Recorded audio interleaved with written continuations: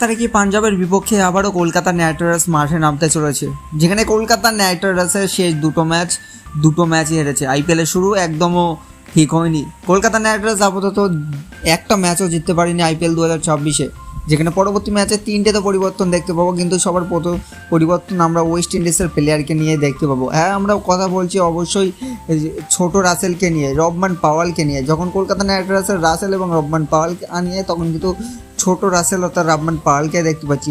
আর যদি দরকার পড়ে আন্ডার রাসেলকেও ব্যাটে লাগাও, কিন্তু কলকাতা নাইট রাইডার্স এখন পুরোপুরি ভাই রাসেলের বিকল্প হয় না, এইটা দেখাচ্ছে।